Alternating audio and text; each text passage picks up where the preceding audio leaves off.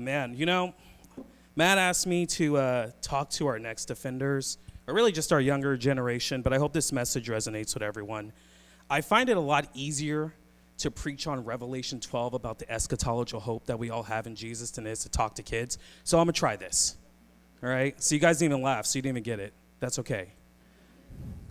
Now, I've been a Christian for about 6 years, so not very long. And I'm 34, turning 35 this year. I couldn't remember. So I'm pretty young, but I'm definitely had a lot of experiences in life. And I think I will be able to get you guys to learn something from this, because I've been 13, 14, 16, of course. And without going into a lot of detail of my background, you guys are pretty chill kids, because I was wilding out. So I don't know if you guys know this, but a few years ago, Forbes magazine, right? Who reads Forbes magazine, huh? Anyone? That was done, and it was called the worst dressed city in America.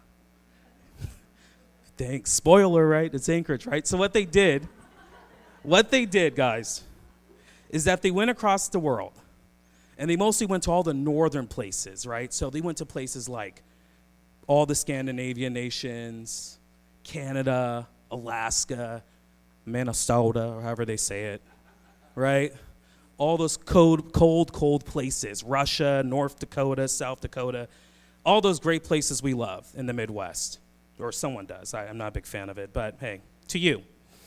And guess who got first place in worst dressed city of all the coldest places? Anchorage, Alaska. That's pretty impressive. We don't get number one in almost anything good. We're like last in education, number one in STDs, and the worst dress in all the country. That's pretty great, isn't it?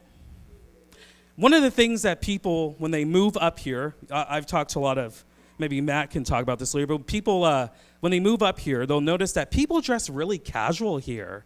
We like comfort, right? And it's part of the culture in which we live in. And I don't know if you guys notice, you guys go to school, you probably notice, but every place you go to, whether it's school or your friend group or work, they all have a culture to them. And if you don't know what a culture is, it's like the values and norms and behaviors that an organization has, right? But every place has its culture, right? School, all that stuff, even your group of friends, you guys probably have a way that you act and think about things. And America has a culture. It has values. It has norms, right? Now, I'm just going to ask people. You guys can answer anyone. Could you guys name out some values or norms that we say we believe in the United States? Freedom. What else? Money.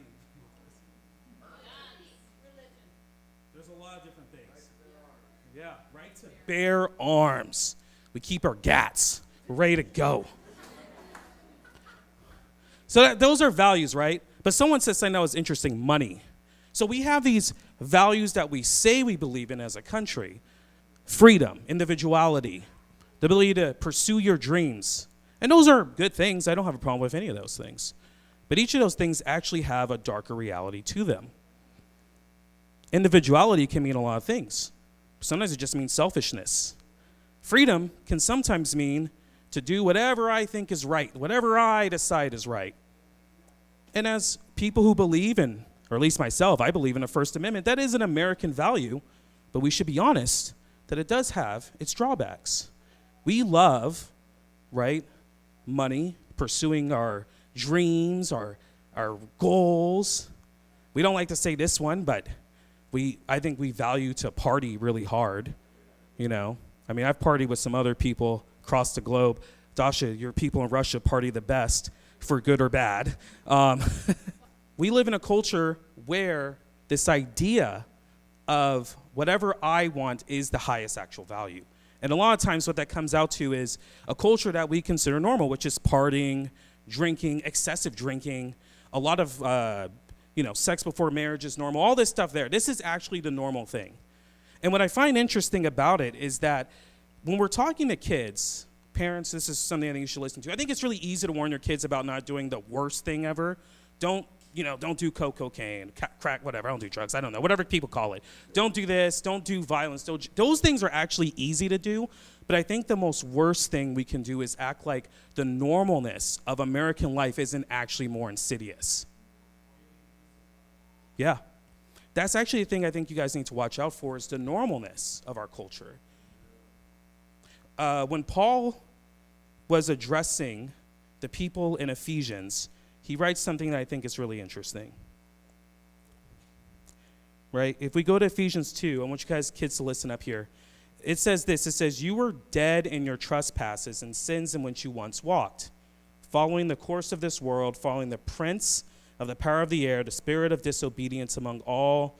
We all once lived in the passions of our flesh, carrying out desires of the body and the mind. We were by nature children of wrath like the rest of mankind. That's really harsh language. I bet if you were the average Roman citizen or the average American citizen or the average whatever culture you belong to or country you come from to, you won't see that you're a child of wrath. I never thought that. I didn't grow up in the church. Went to church every once in a while. But when I became 16, my mom became a Christian. And this was pretty jarring for me, actually, because we didn't go to church on Sundays. We would just hang out.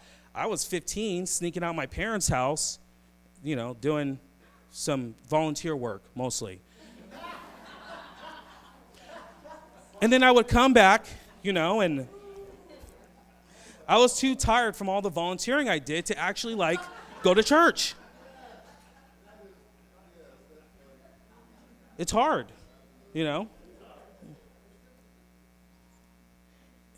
But I never thought of myself as a bad person because I just did what all my friends and stuff did. It was just normal. Because I wasn't like the worst kid per se, right? I wasn't stealing. I wasn't doing drugs. I was hanging out with my friends. Just going to, parties and stuff like that. But the values I was taking in were many. It was the casual culture that we lived in.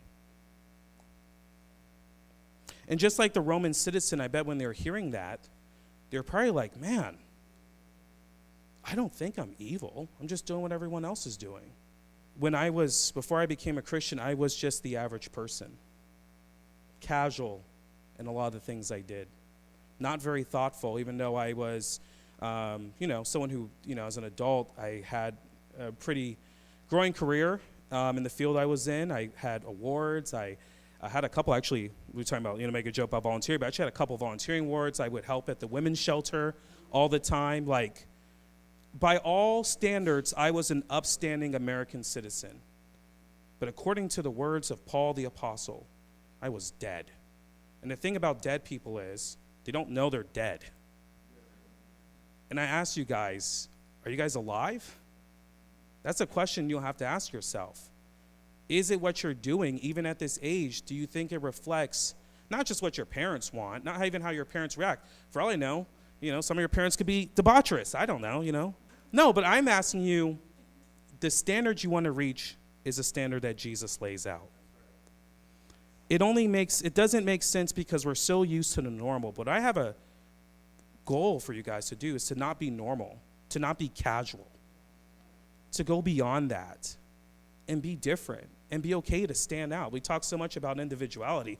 It's so weird now that we live in a culture where Christianity is like almost punk rock, which is strange because when I was a kid, we made fun of the Christian kids for being losers and nerds. And now they're the ones who a lot of people seem to be seeking more because this is for the adults. I think secularism, someone who is a former atheist, is dying. But it's not to the church they're running to because we're not displaying a more, how should I say this, a better lifestyle than the casual. You guys want to stand out, We talked about before how in Alaska we have this casual, Leah doesn't want me to do this. It's going to be cool. You guys will like it. We talk about Alaska fashion, how casual it is. How people just dress like whatever, don't really care, right? That's what we'll say. Yeah. And every time I do travel, I always feel underdressed no matter where I go. I'm always like, why do people in California just look better? It's probably the sun.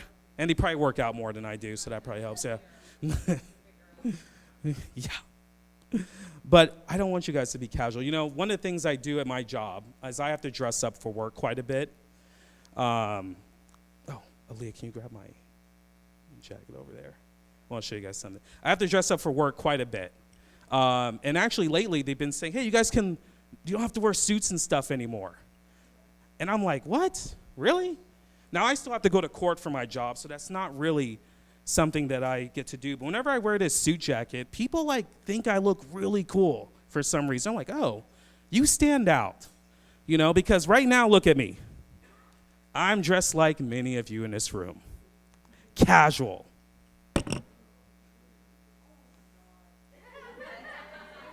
But what I want from you guys to do is start standing out, right? Because instead of the sneakers and the hoodie, I want you guys to actually act like y'all have some fashion sense for once.